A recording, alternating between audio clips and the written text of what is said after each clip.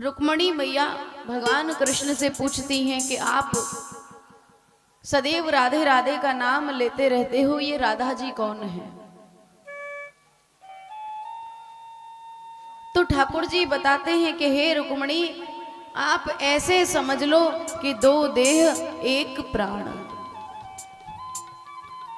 फिर भी रुक्मणी मैया जिद करती हैं कि नहीं, ये राधा कौन है, मैं एक बार उस राधा रानी से मिलना चाहती हूँ।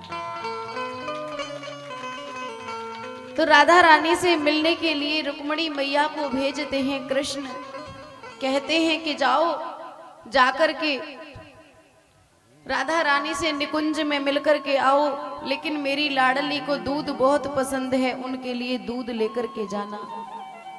क्योंकि किसी के घर जाते हैं किसी से मिलने तो खाली हाथ नहीं जाते।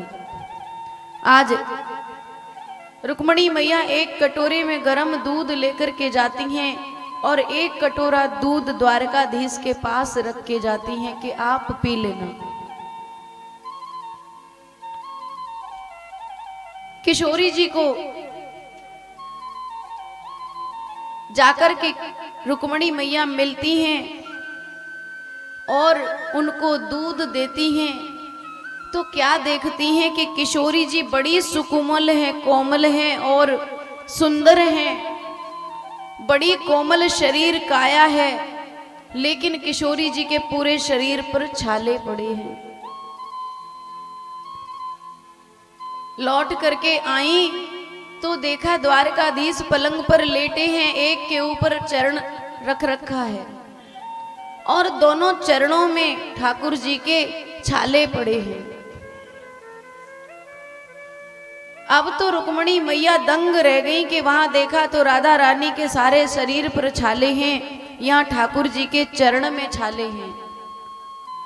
पूछने लगी, प्रभु ऐसा कैसे? क्या आप कहीं गए थे नंगे पैर? बोले नहीं। फिर ठाकुर जी बताते हैं, अरे रुक्मणी,